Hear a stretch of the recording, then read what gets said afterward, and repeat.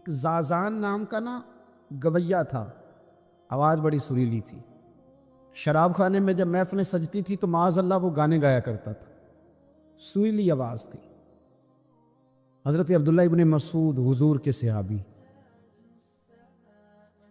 حضور نے فرمایا عبداللہ ابن مسعود اسی طرح قرآن پڑھتے ہیں جس طرح میرے اوپر نازل ہوا تھا۔ حضرت عبداللہ ابن مسعود چھوٹا قد اور پتلی پتلی ٹانگیں تھی حضرت عبداللہ ابن مسعود کی۔ ایک دن درخت پہ چڑھے ہوئے تھے تو کچھ لوگوں نے بچے کرتے ہیں مذاق، معاذ اللہ کچھ نے کہا کتنی پتلی ٹانگیں۔ اللہ کے محبوب علیہ السلام نے فرمایا قیامت کے دن عبداللہ ابن مسعود کی ٹانگوں کا وزن احد پہاڑ سے بھی زیادہ ہوگا۔ زبردست صحابی ہے، اور حضور نے فرمایا میں نے جس کو گورنر بنایا، کسی جگہ امیر بنایا، مشورہ کر کے بنایا، اگر میں کسی کو بغیر مشورے کے امیر بناتا تو عبداللہ ابن مسعود کو بناتا۔ حضرت عبداللہ ابن مسعود گزر رہے تھے تو وہ جو زازان نام کا گویا تھا وہ گانے گا رہا تھا، سریلی آواز کانوں میں آئی، کھڑے ہو کے کہنے لگے کون ہے؟ کہا جناب زازان نام کا گویا ہے۔ مصطفیٰ کریم کے شانوں والے غلام کی زبان سے لفظ نکلے، کتنی سونی آواز ہے، کاش یہ قرآن پاک کی تلاوت کرتا۔ اللہ اکبر، کاش کوئی ایسا ہو تو صحیح جو ہمیں کہے کہ کاش یار تو قرآن پڑھتا، کتنی سونی آواز ہے، کاش تو نعت پڑھتا۔ کوئی کہے تو صحیح، کوئی کہتا ہی نہیں، کوئی کہتا ہی نہیں کتنا سونا چہرہ ہے، کاش اس پہ داڑھی ہوتی، کوئی کہتا ہی نہیں میری ملت کے جوانوں۔ ہائے، حضرت عبداللہ ابن مسعود کہنے لگے کاش یہ قرآن پاک پڑھتا، یہ کہہ کے چلے گئے۔ باہر وہ نکلا جب سارے لوگ باہر نکلے اس معاذ اللہ بری مجلس سے، تو چیم گوئیاں ہو رہی تھی کہ آج تو یہاں حضرت عبداللہ ابن مسعود بھی آئے تھے۔ تو زازان سے کسی نے کہا کہ آج حضرت عبداللہ ابن مسعود نے تیری آواز سنی، تیری آواز۔ تو وہ کہہ رہے تھے کاش اتنی سونی آواز سے قرآن پڑھتا تو مزہ آتا، کاش۔ وہ کہنے لگا نبی پاک کے صحابی نے میرا نام لیا ہے، گویا ہو کے میرا ذکر کیا ہے، حضرت عبداللہ ابن مسعود نے میرا نام لے کے کہا کہ کاش میں قرآن پڑھتا۔ وہ میرے لیے کہا مصطفیٰ کے صحابی نے، حضور سے قرآن سیکھنے والے کی خواہش ہے کہ میں قرآن پڑھوں۔ دوڑے گئے، کدھر ملیں گے عبداللہ ابن مسعود؟ فلاں جگہ غسل کیا، وضو کیا، پیروں میں لگ گئے جا کے، کہنے لگے سونیا جس کے قرآن پڑھنے کی تعریف مدینے والے کریں وہ میرے بارے میں کہے کہ مجھے قرآن پڑھنا چاہیے تھا، آج سے میں نے ٹھوکر ماری سارے گانوں کو، سکھاؤ مجھے قرآن، میں قرآن ہی پڑھا کروں، میں قرآن پڑھوں گا، میں پڑھ کے سناؤں گا، لوگ میری زبان سے اللہ کے کلام کی تلاوت سنا کریں گے۔ کوئی بیٹھا ہوا مجھے دور دعا دیتا ہے، میں ڈوبتا ہوں سمندر اچھال دیتا ہے۔ دیکھیں انسان پر اگر کوئی شخص نیکی کر دیتا ہے، احسان کر دیتا ہے، تو انسان اس کے سامنے پھر گردن نہیں اٹھا سکتا، یار یہ میرے مشکل وقت کا دوست ہے، اس نے میرے ساتھ نیکی کی، کبھی بھی گردن نہیں اٹھائے گا، جھکا کے رکھے گا۔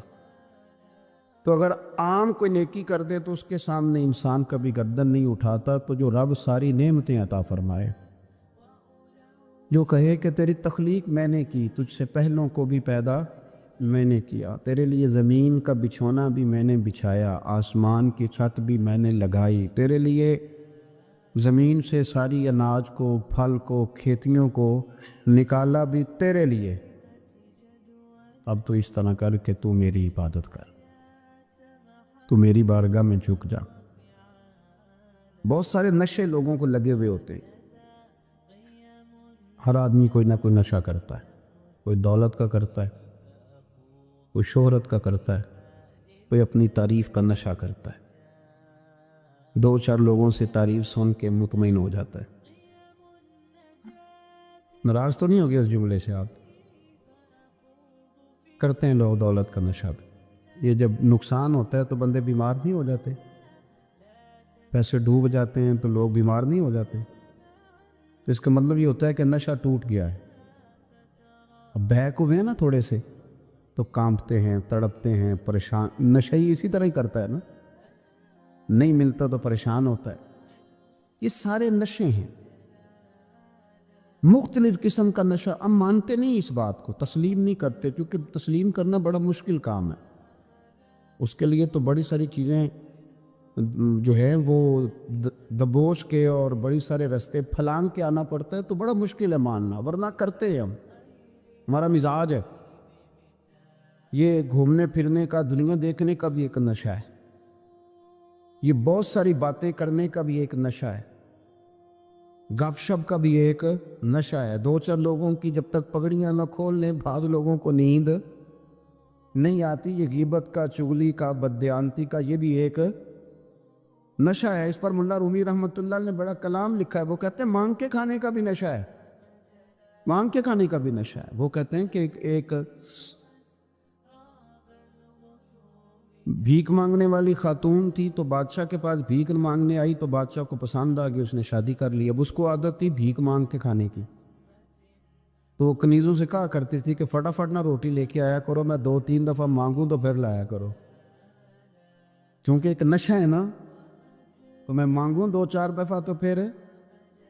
تو انسان بہت سارے نشے کرتا ہے، یہ مانتا نہیں. یہ موبائل، یہ فیس بک، یہ سارے نشے ہی ہیں. اپنی فوٹو لگا لینا، سارا دن اسی کو دیکھتے رہنا. اور بڑے بڑے سیانے بندے جو وزادار ہیں، بڑے وزادار لوگ ہیں، لیکن وہ بھی سنجیدگی کے قائل نہیں، اس طرح کے نشوں کا شکار ہیں. یہ سارے نشے ہیں جو ہم نے پال لیے. ہمارے صوفیاء، ہمارے بزرگ فرماتے ہیں کہ تم اس طرح کرو، اگر سارے نشوں سے بچنا چاہتے ہو تو سجدے کا نشہ شروع کرو. سجدے کا نشہ شروع کرو.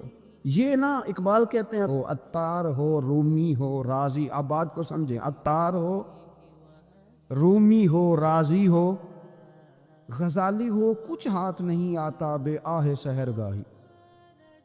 کہتے بہت بڑا صوفی ہو جیسے فرید الدین عطار تھے، بہت بڑا تصوف کا امام ہو جیسے امام غزالی تھے، بہت بڑا تفسیر کا استاد ہو جیسے امام رازی ہو. عطار ہو، رومی ہو، رازی ہو، غزالی ہو، پر کچھ ہاتھ نہیں آتا بے آہ سحرگاہی. اگر سویرے اٹھ کے روتا نہیں نا اللہ کی بارگاہ میں، اگر تہجد نہیں نہ پڑھتا، تو کچھ ہاتھ نہیں آتا بے آہ سحرگاہی. پھر اس کو کوئی چیز نصیب. میری بات کی سمجھ آ رہی ہے آپ حضرات؟ جب تک آپ سویرے نہیں اٹھتے، آپ اللہ اللہ نہیں کرتے، آپ کو نوافل کا چسکا نہیں، عبادت کا مزہ نہیں. فرمایا میری عبادت کرو، یہ شوق پیدا کرو، میں نے تمہیں پیدا کیا ہے. ہم لوگوں کے نشے، مختلف نشے، بڑا عجیب رنگ ہے. محفل کی صدارت کرنے والے بڑے پیر صاحب، بڑے القابات، بیچ میں سے بندہ تلاش کرنے سے بھی نہیں ملتا، اتنے بڑے لقب ہے اس کے. لیکن وہ ساج سنور کے 2.5 گھنٹے بیٹھا رہا محفل میں، اور نماز کا وقت آیا تو اس نے مختصر سی پڑھی، وہ نکل گیا. وہ ہلکے سے سجدے کیے. اتنا بڑا عشق رسول، نعت خواں، ہو کیا بات ہے. اور عشق رسول کا بہت بڑا پیغام اور بہت بڑا مبلغ. وہ بیچارہ سمجھ ہی نہیں سکا کہ اللہ کے رسول نے فرمایا تو نماز پڑھ، میری آنکھیں ٹھنڈی ہو جائیں گی. تو یہ نشے کے عادی تو ہیں، پر حقیقت کے قائل نہیں. یہ بس ٹھیک ہے، خوابوں کی دنیا میں لوگ زندہ ہیں، پر جن کو یہ جو نشہ تھا نا عبادت کا، یہ میرے رسول پاک کی چاہت ہے، یہ میرے نبی کریم علیہ السلام کی. آپ دیکھیں نا، حضور مہینوں جا کے غار حرا میں بیٹھتے. کیا وہاں تبلیغ کرتے تھے؟ کوئی کتاب لکھتے تھے؟ رسول کریم علیہ السلام مہینہ رہتے غار حرا میں. کوئی نہ مجھے دیکھے، کوئی نہ مجھے ملے. حضور یہاں کیا ہے؟ فرمایا میں اپنے رب کی عبادت کروں گا. نبی کریم علیہ السلام نے سجدوں کے ساتھ پتھروں اور پہاڑوں کو آباد کر دیا، سجدوں کے ساتھ. آپ کا سجدہ آپ کو بہت ساری چیزوں سے چھڑا لیتا ہے، یہ بہت ساری جگہوں سے جھکنے سے بچا لیتا ہے. صوفیاء، اولیاء یہ کیا کرتے تھے؟ یہ سجدے کا ذوق ہی تو پیدا کرتے تھے. سجدے کا ذوق. شاہ عبدالعزیز دباغ رحمۃ اللہ تعالی علیہ اپنے مریدوں سے فرمایا کرتے تھے کہ اگر تم پکے نمازی بن جاؤ نا، تہجد گزار ہو جاؤ، تو میرے پاس آنا جانا چھوڑ دینا. عرض کی حضور کیوں؟ فرمایا میں تمہارے اور رب رسول کے راستے میں رکاوٹ نہیں بننا چاہتا، اب میرا مقصود ہے تمہیں وہاں تک پہنچانا، جب پہنچ گئے تو پھر میری ضرورت ختم ہو گئی۔ ہاں کبھی وسوسہ آئے، شک پیدا ہو، تکلیف ہو تو آنا، ورنہ میں نہیں چاہتا کہ میں رکاوٹ بنا رہوں۔ تم اللہ اللہ کرو، اس مالک کو راضی کرو۔ میرے رسول پاک علیہ وسلم نے فرمایا بندہ اللہ کے سب سے قریب اس وقت ہوتا ہے جب وہ سجدے کی حالت میں ہوتا ہے۔ کس کے قریب ہوتا ہے؟ اللہ کے سب سے قریب ہوتا ہے وہ بڑا نیڑے ہے رب کے، بڑا قریب ہے، اس لیے کہ وہ حالت سجدہ میں، وہ جب سجدے کرتا ہے نا اس کی بارگاہ میں جب جھک جاتا ہے۔ آپ ذرا سجدے کی کیفیت دیکھیں نا، زبان بھی یہاں ہے، آنکھ بھی یہاں ہے، کان بھی، عقل بھی ساری، اس نے سارا کچھ رکھ دیا سجدے۔ آپ وہ کبھی پیچھے جائیں تو دیہاتوں میں کہا جاتا تھا ناک سے نکیریں نکالو، بہت بڑی سزا ہوتی تھی نا، ناک سے نکیریں نکالو، بڑی سزا ہوتی تھی۔ تو اس نے کہا مالک مجھے کسی نے کہا نہیں، پر دیکھنا میں نے رکھ دی ساری عقل سجدے میں، اور رکھ کے کہا کیا؟ سبحان ربی یا اللہ میں پست ہوں تو اعلیٰ، اللہ تو میرا رب ہے اور تو سب سے اعلیٰ اتنا۔ اور فرمایا جب یہ اس کیفیت میں ہوتا ہے تو پھر یہ اپنے رب کے قریب ہوتا ہے۔ کثرت عبادت، نوافل، ہمارے ہاں عمرے کی قرآن اندازی محفلوں پہ ہونے لگ گئی ہے، حالانکہ حدیث سے ثابت نہیں۔ میں دوستوں سے کہتا ہوں جائز ہے، کرنی چاہیے، عمرے کی قرآن اندازی جائز ہے، پر کسی حدیث میں نہیں آئی کہ قرآن اندازی کرو عمرہ کرو۔ حدیث میں قرآن اندازی یہ آئی ہے کہ نبی پاک علیہ السلام نے فرمایا تمہیں پتہ چل جائے نا پہلی صف کا ثواب کتنا ہے، تم قرآن اندازی کرو۔ عمرے کی قرآن اندازی کا تو پوسٹر چھپتا ہے، تو یہ والی قرآن اندازی کب ہونی ہے؟ ہونی چاہیے کہ نہیں؟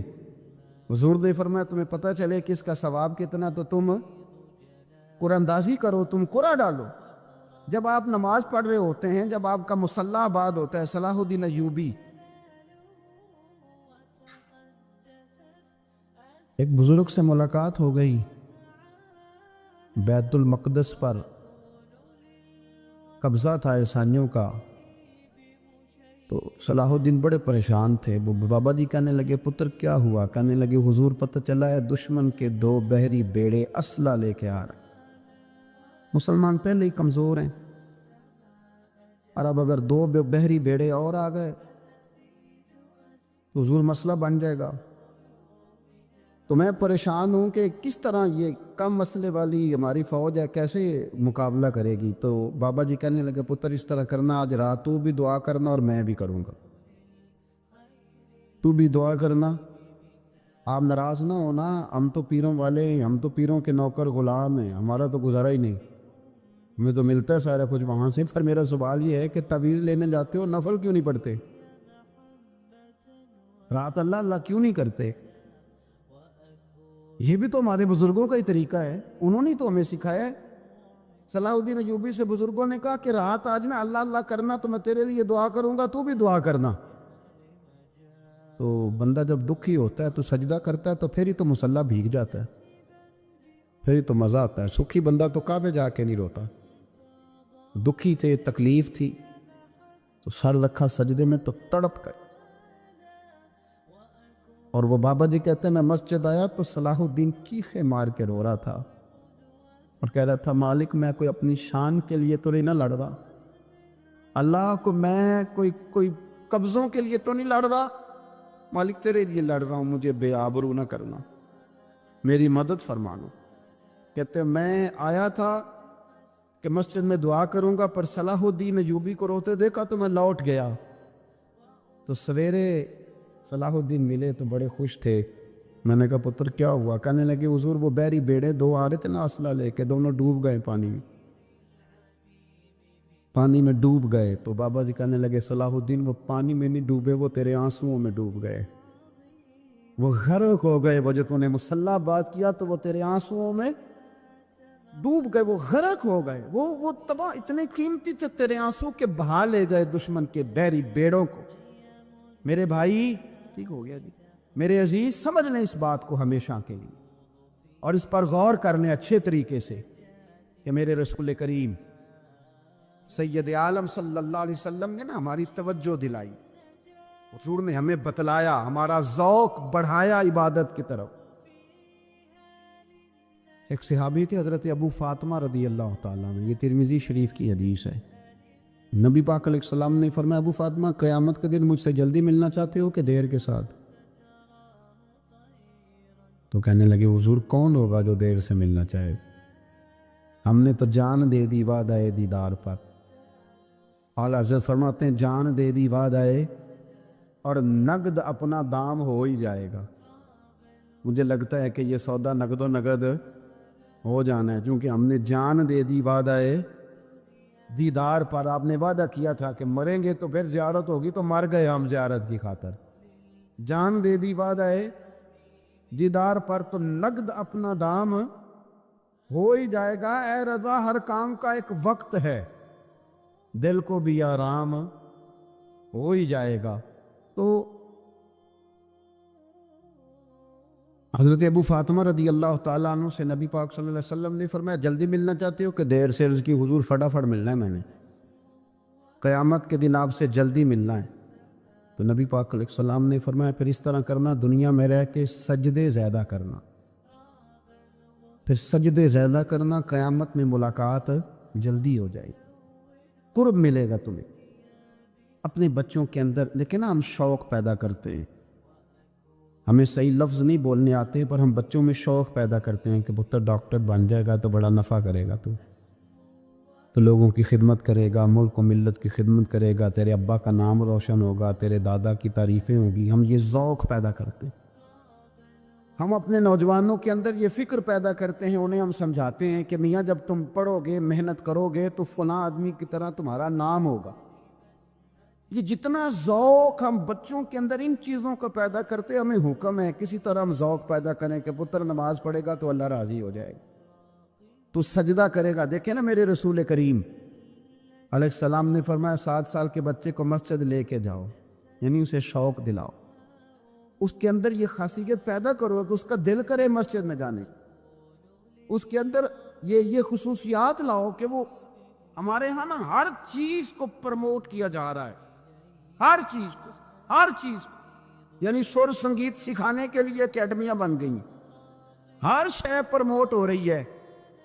عبادت کا جذبہ کم ہوتا جا رہا ہے، اللہ کا ذوق ہمارے اندر نہیں رہا، اور اتنا مشکل ہم نے اپنے لیے بنا لیا ہے کہ وہ بندہ جو بڑی زبردست مذہبی گفتگو کر رہا تھا اور تگڑی بات کر رہا تھا، کیا بات ہے، لیکن نماز کے بارے میں کمزوری دکھا جاتا ہے، نوافل کے بارے میں وہ چپکے سے نکل جاتا ہے۔ امام احمد بن حنبل رحمۃ اللہ تعالی علیہ، مسند امام احمد بن حنبل 14 جلدوں میں ہے مارکیٹ میں، اور مجھے تو خیر پسندی بڑی ہے، میں نے کئی دفعہ پڑھی ہے، اور کیا بات ہے امام احمد بن حنبل، کیسے تگڑے قسم کے محدث تھے، اور اللہ نے کتنا انہیں اعزاز عطا فرمایا ہوا۔ یہ کوڑے بھی کھاتے تھے دین کی خاطر، سارا کرتا لہو سے بھر بھی جایا کرتا، بڑا اعزاز والا شخص تھے، بڑے اعزاز والے، حدیثیں جمع کرنا، حدیثیں لکھنا، حدیث پڑھانا، سارا دن رہتے تھے۔ کہہ سکتے تھے کہ میں کر تو رہا ہوں کام، اور حدیث بھی موجود ہے کہ عالم عابد سے افضل ہوتا ہے، پر اس کے باوجود امام احمد بن حنبل رحمۃ اللہ علیہ 300 نفل فرض نمازوں کے علاوہ پڑھا کرتے، 300 نوافل روز پڑھا کرتے تھے۔ ان کے بیٹے نے کہا ابا جی مکان خریدنا ہے تو وہ جگہ کہاں کر کے لوں، بہت ساری آبادیاں، تو فرمایا پتر وہاں لینا جہاں مسجد قریب ہو۔ میرے رسول کریم سید عالم صلی اللہ علیہ وسلم اتنا پسند کرتے مسجد کو، اتنا پسند کرتے نماز کو، کہ رسول کریم صلی اللہ علیہ وسلم تہجد کی نماز بھی پڑھتے، پھر حضور فجر کی نماز بھی پڑھتے، نبی پاک وطر کو الگ کر کے پڑھتے، عشاء کے ساتھ نہیں پڑھتے۔ یہ تو ہم اس لیے اجازت دی ہمارے بزرگوں نے کہ بعد میں اٹھے گا کون علیحدہ وطر پڑھنے کے لیے، عشاء کے ساتھ پڑھ لیں، وطر پڑھتے، تہجد پڑھتے، فجر پڑھتے، اشراق پڑھتے، چاشت پڑھتے، پھر مغرب کی نماز کے بعد 6 رکعت اوابین پڑھتے، پھر رات کو صلاۃ اللیل پڑھتے۔ سیدہ عائشہ صدیقہ کہتی ہیں زمانہ سو جاتا اور میرے رسول مصلی بچھا کے کھڑے ہو جاتے۔ او یار، کھیتی باڑی کر کے نہیں، محنت مزدوری کر کے نہیں، جناب عائشہ کہتی ہیں میں یہ بھی دیکھتی کہ حضور ایک آیت شروع کرتے تو ساری رات اسی کو پڑھتے، اور میری نظر جاتی تو قدم مبارک پہ ورم آ جاتا۔ یار نماز پڑھ پڑھ کے، اتنی مشقت کر کے، اتنی جد و جہد کر کے ورم آ گیا، یا رسول اللہ اتنی محنت کیوں کرتے ہو؟ فرمایا افلا اکون عبدا شکورا، کیا میں اپنے رب کا شکر گزار بندہ نہ بنوں؟ صحابہ کا ذوق عبادتوں کا، ریاضتوں کا، تلاوتوں کا، طبیعت ہے ان کی۔ مستدرک کے اندر حدیث ہے، رسول کریم صلی اللہ تعالی علیہ وآلہ وسلم کی پیاری زوجہ حضرت عائشہ صدیقہ رضی اللہ تعالی عنہ فرماتی ہیں نبی پاک کی بارگاہ میں عرض کیا گیا یا رسول اللہ صلی اللہ تعالی علیہ وسلم ذرا ارشاد فرمائیے گا عورت پر سب سے زیادہ حق کس کا ہے؟ حضور ذرا بتلائیے گا عورت پر سب سے زیادہ حق کس کا ہے؟ تو یہ کسی مفتی کا قول نہیں، یہ کسی دانشور کی رائے نہیں، یہ اس محبوب کا قول ہے جنہیں اللہ تبارک و تعالیٰ نے دنیا میں راحت اور آرام دینے کے لیے مبعوث فرمایا ہے۔ یا رسول اللہ صلی اللہ علیہ وسلم عورت پر سب سے زیادہ حق کس کا ہے؟ تو حضور نے فرمایا اس کے خامن کا۔ اسی مجلس میں، اسی محفل میں وہ شخص اٹھ کے نہیں گیا، وہی شخص حضور سے سوال کرنے لگا حضور تو مرد پر حق کس کا زیادہ ہے؟ عورت پر تو میں نے پوچھ لیا، نیا شخص نہیں آیا، نیا آدمی نہیں آیا۔ اسی نے اسی مقام پر اسی جگہ کھڑے ہو کے سوال کیا کہ یا رسول اللہ صلی اللہ علیہ وسلم اب یہ بھی ارشاد فرما دیجئے کہ مرد پر سب سے زیادہ حق کس کا ہے؟ نبی پاک نے فرمایا اس کی ماں کا۔ عورت پر سب سے زیادہ حق کس کا ہے؟ اس کے شوہر کا۔ اور مرد پر سب سے زیادہ حق کس کا ہے؟ اس کی ماں کا۔ یہ حقوق، یہ تعین ہے جو نبی پاک صلی اللہ علیہ وسلم نے کر کے دیا۔ یہ حقوق کی وہ والی وضاحت ہے، اور یہ ہر آدمی کا وہ والا مقام ہے جو میرے محبوب علیہ الصلوۃ والسلام نے اپنی امت کو خود بتایا ہے کہ یہ اس کی جگہ ہے اور یہ اس کی جگہ ہے۔ اب یہاں ایک بات اور قابل غور ہے، مرد کی عورت پر بھی حقوق ہیں، عورت کے مرد پر حقوق ہیں۔ انشاءاللہ تعالیٰ ایک موضوع آ رہا ہے، اس میں ان چیزوں کی کچھ زیادہ وضاحت کروں گا، یہاں صرف اشارہ دیتا ہوں۔ نبی پاک صلی اللہ علیہ وسلم کی خدمت میں ایک عورت حاضر ہوئی، اس نے عرض کی یا رسول اللہ صلی اللہ علیہ وسلم مجھے بتائیے گا مرد کے کیا حقوق ہیں، اگر میں ادا کر سکتی ہوں تو شادی کروں، حضور ذرا بتلائیے گا۔ تو یہ حدیثیں ہم نے بیٹیوں کو رٹانی ہے، یہ حدیثیں ہم نے بہنوں کو یاد کرانی ہے۔ میرے نبی پاک علیہ الصلوۃ والسلام سے پوچھا، امام حاکم نے لکھا ہے کتاب البر کے اندر، اس کو ابن جوزی علیہ الرحمٰن نے نقل کیا ہے، یا رسول اللہ صلی اللہ علیہ وسلم مجھے بتائیے گا خامند کے حقوق کیا ہے؟ اور خاتون عرض کرتی حضور اگر تو میں ادا کر سکتی ہوئی تو نکاح کروں گی ورنہ نہیں کروں گی۔ اللہ کے رسول صلی اللہ تعالیٰ علیہ وآلہ وسلم نے ارشاد فرمایا بھئی بات یہ ہے کہ اگر خامند کے جسم سے پیپ نکلے، ریشہ نکلے اور خون نکلے، عورت اپنی زبان سے صاف بھی کرے تو پھر بھی خامند کا حق ادا نہیں ہوتا۔ اور نبی پاک صلی اللہ علیہ وسلم نے وضاحت کر دی، کسی جگہ آپ کو نہیں ملے گا کہ اللہ کے محبوب نے فرمایا ہو کہ میں اگر سجدہ جائز ہوتا تو میں لوگوں سے کہتا مجھے کرو، یہ کہیں نہیں فرمایا، حالانکہ امام الانبیاء ہیں۔ محبوب اس حدیث میں فرمانے لگے سنو، اگر خدا کے علاوہ کسی کو سجدہ جائز ہوتا تو میں عورت کو کہتا کہ اپنے خامد کو سجدہ کرے، میں کہتا عورت کہ وہ اپنے خامد کو سجدہ کرے، تو نبی پاک صلی اللہ علیہ وسلم نے وضاحت کر دی، فرمایا کہ اگر تو یہ والے حق تو ادا کر سکتی ہے تو نکاح کر۔ وہ خاتون بڑی سمجھدار تھی، فوراً بول اٹھی، کہنے لگی حضور میں نہیں حق ادا کر سکتی، لہٰذا میں نکاح نہیں کروں گی۔ میرے عزیز، عورت کو ذمہ داری سونپی۔ پھر میرے نبی پاک صلی اللہ تعالیٰ علیہ وسلم نے مرد کے لیے بھی ان حقوق کا تعین فرمایا، اور اللہ کے رسول صلی اللہ تعالیٰ علیہ وسلم سے جب پوچھا گیا کہ یا رسول اللہ صلی اللہ علیہ وسلم عورت کے حقوق کیا ہے، نبی پاک صلی اللہ تعالیٰ علیہ وسلم سے پوچھا گیا کہ یا رسول اللہ صلی اللہ علیہ وسلم عورت کا حق کیا ہے، تو نبی پاک نے فرمایا جیسا خود کھاؤ ویسا اسے بھی کھلاؤ، جیسا خود پہنو ویسا اسے بھی پہناؤ۔ اور حضور علیہ الصلوۃ والسلام نے فرمایا کبھی بھی عورت کے چہرے پر نہ مارنا، کبھی بھی اس کے ساتھ بغض نہ رکھنا، اسے کبھی بھی تکلیف نہ دینا، اور اسے اگر چھوڑنا ہوا تو اپنے گھر کے اندر چھوڑنا، یعنی اگر کچھ لمحے کے لیے ناراض ہونا ہوا تو اپنی ہی چھت کے نیچے نکالنا نہ، بھیجنا نہ۔ رسوائی ہوتی ہے جب وہ میکے جاتی ہے تو لوگ باتیں کرتے، اگر چھوڑنا ہوا تو اپنے ہی گھر میں چھوڑ لینا، کچھ لمحوں کو ناراض ہو لینا، کچھ ایسی بات کر لینا، لیکن جب اسے نکال دیتے ہو تو مسائل جیسا خود کھاؤ ویسا اسے بھی، جی جیسا خود کھاؤ ویسا اسے بھی۔ تو نبی کریم سید عالم صلی اللہ تعالیٰ علیہ وآلہ وسلم نے اس بات کی وضاحت کر دی۔ اب ایک بات جو قابل توجہ ہے جس پر میں آج خصوصی طور پر بات کرنا چاہ رہا ہوں، وہ یہ ہے کہ نبی پاک صلی اللہ علیہ وسلم نے یہ بھی بتا دیا کہ ماں کا بڑا حق ہے، اور حضور نے یہ بھی بتا دیا کہ بیوی کا بھی حق ہے، جو تم نے خود کھانا ہے اسے کھلانا ہے، جو خود پہننا ہے اسے۔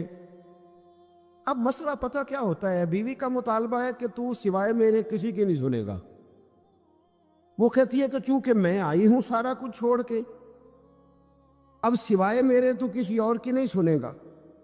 اماں کہتی ہے کہ چونکہ پیدا میں نے کیا ہے، پرورش میں نے کی ہے، جوان میں نے کیا، تو حقوق میرے زیادہ ہیں۔ یہ حدیث اماں ضرور سنائے گی اگر اسے یاد ہوگی۔ اب اس کا نقصان یہ ہوتا ہے اگر کسی عورت سے یہ پوچھا جائے کہ تو بتلا کہ بغیر ماں کے کوئی بچہ بڑا ہو سکتا تھا، تو اس نے پال پوس کے تجھے دیا ہے، تو تجھے کیسے کہہ سکتی ہے کہ تو کسی اور کی نہ سن؟ اور اگر اماں سے بندہ کہے کہ تو خود ہی گئی تھی اس کو دیکھنے، تو ہی اس کو لائی ہے، اب کس طرح کر کے یہ ممکن ہو سکتا ہے کہ خاتون خانہ جو نکاح کر کے آئی ہے، جس کے حقوق کا تعین خود نبی پاک صلی اللہ علیہ وسلم نے فرمایا، اس کو حق نہ دیا جائے؟ کچھ حقوق میاں بیوی کے ہیں، کوئی شخص وہاں بھی تقاضا نہ کرے، کوئی بہن تقاضا نہ کرے کہ میرا بھائی کسی بھی طور پر بیوی کی کوئی بات نہ مانے اور صرف وہ میری طرف ہی توجہ رکھے، کوئی ماں یہ تقاضا نہ کرے، اس لیے کہ اس کے حقوق بھی اللہ اور اس کے رسول نے بیان فرمائے۔ اور کوئی بیوی کسی جگہ یہ تقاضا قطعاً نہ کرے، کسی مقام پر یہ تقاضا نہ کرے کہ وہ کہے کہ تو بہن کی طرف نہیں دیکھے گا، تو اماں کی بات نہیں سنے گا۔ اس سے آگے بڑھ کر ایک اور بات ہے، اس پر بھی ضرور غور فرمائیے گا۔ اگر شوہر چاہتا ہے کہ میری بیوی میرے ماں باپ کی عزت کرے، ان کا اکرام کرے، اچھے لفظوں میں ان کو یاد کرے، تو بیوی کے ماں باپ بھی ماں باپ ہی ہوتے، اس کے بہن بھائی بھی بہن بھائی ہوتے۔ اگر تو ان کا نام اچھے لفظوں کے ساتھ پکارے گا، ہمارے معاشرے میں کچھ چیزیں شرم کا باعث ہے، کہتے مجھے شرم آتی ہے جملہ کہتے، لوگ چھیڑتے، بچے باتیں کرتے۔ میرے رسول پاک صلی اللہ علیہ وسلم نے فرمایا تیرے 3 باپ ہیں۔ یا رسول اللہ کون سے؟ فرمایا ایک وہ اس نے تجھے جنم دیا، پیدا کیا، جس کی صلب سے تو ہے، اور دوسرا وہ جو تیرا استاد ہے، جو تجھے خیر کی تعلیم دیتا ہے، جس کی وجہ سے تو راہ راست پہ ہے، راہ حق پہ ہے، اور تیسرا فرمایا وہ تیرا باپ ہے جس نے اپنی بیٹی دے کے تجھے بیٹا بنایا ہے، تو اس کے حقوق کا تمہیں خیال کرنا۔ یہ کس طرح کی بات ہوئی کہ تو بیوی سے یہ تو تقاضا کرے کہ میں نے آج آ کے دیکھا ہے کہ میری اماں بیٹھی، تم نے روٹی نہیں پوچھی، اور جب اس کی اماں آئے تو پھر تیرے طور طریقے بدل جائیں، تیرا سٹائل ہی بدل جائے، تو ان کا نام لے تو تیری یا تو تیرے لبوں پر طنز یا ہنسی ہو، یا تیرے جملوں کے اندر سخت پن ہو. ایسا نہیں ہونا چاہیے. انسان کو ہر رشتے کو اس کی جگہ پہ رکھنا چاہیے, ہر رشتے کو اس کا مقام دینا چاہیے, ہر رشتے کو اس کا وقار دینا چاہیے. نبی پاک صلی اللہ علیہ وسلم تشریف فرماتی حضرت عائشہ صدیقہ کہ ایک بوڑھی عورت آ گئی. اس عورت نے جب آ کر کے دروازے پہ دستک دی اور جب وہ بولی نا, اس نے گفتگو کی, اس کے جملے محبوب کے سماعت اقدس سے ٹکرائے. کہتے اللہ کے محبوب جلدی سے اٹھ کے بیٹھ گئے. حضور نے اس بوڑھی کا استقبال کیا اور حضور نے اسے بٹھایا. فرماتی ہر آنے والے مہمان کو حضور بڑی عزت دیتے تھے, بڑا نوازتے تھے, ہر آنے والے مہمان پہ بڑا کرم فرمایا کرتے تھے, لیکن اس خاتون کو زیادہ اعزاز دیا. اللہ کے محبوب علیہ السلام نے اس کے لیے کھانا منگوایا, کھجوریں دیں, شہد کے ساتھ تواضع فرمائی. فرماتے وہ بی بی باتیں کرتی تو میں دلچسپی دیکھتا. کچھ مہمان ایسے ہوتے ہیں نا جو آئیں تو بندہ کہتا ہے اللہ کرے اب چلے جائیں نا کسی طریقے سے, اور کچھ ایسے ہوتے ہیں جن کو بندہ کہتا ہے اتنی بھی جلدی کیا ہے, ذرا ٹھہر جائیے, ذرا رک جائیے. دل کرتا ہے کہ وہ ذرا بیٹھے, ان سے کچھ اور بات ہو, کچھ بات اور آگے بڑھے. کس میں ہوتی ہے مہمانوں؟ محبوب پاک صلی اللہ علیہ وسلم نے بہت ہی زیادہ اہمیت دی. حضور محبوب کریم علیہ السلام جب وہ باتیں کرتی تو حضور دلچسپی سے سنتے, ان کے سوالات کے جواب بڑی گہرائی اور گہرائی سے دیتے. حضرت عائشہ صدیقہ فرماتی ہیں دیر کے بعد وہ بوڑھی اٹھی, کہا حضور اب میں چلتی ہوں. نبی پاک نے تحائف تیار کیے. ایک صحابی کو کہا ان کے ساتھ جاؤ اور تحفے انہیں دے دو. کہتے ہیں جب وہ بوڑھی چلی گئی تو میرے دل میں خیال آیا حضور اب مسجد جائیں گے, جب رات کو واپس آئیں گے نا پھر میں محبوب سے پوچھوں گی یہ خاتون کون ہے. لیکن حضرت عائشہ کہتی حضور تو گئے نہیں, لیٹ گئے. اور بڑی خوشگوار کیفیت میں نے دیکھی, حضور کی مقدس آنکھیں کھلی اور محبوب کے چہرے پر عجیب سی رعنائیاں. جناب عائشہ صدیقہ کہتی ہے میں آگے بڑھی اور میں نے قدموں پہ ہاتھ رکھ کے رسول اللہ صلی اللہ علیہ وسلم مہمان تو روز آتے, حضور یہ کاشانہ نور ہے, یہاں روشنی لینے والے تو روز آتے, یہ کون سی بوڑھی تھی کہ آئی ہے تو آپ نے اتنا استقبال کیا ہے, اس انداز میں وقت دیا ہے. اور یا رسول اللہ صلی اللہ علیہ وسلم پھر میں آپ کی کیفیات دیکھ, کون تھی؟ کہتے حضور اٹھ کے بیٹھے اور میں نے حضور کی آنکھوں میں آنسو چمکتے دیکھے. محبوب فرمانے لگے عائشہ یہ میری پہلی زوجہ سیدہ ختیجہ الکبریٰ کی سہیلی تھی.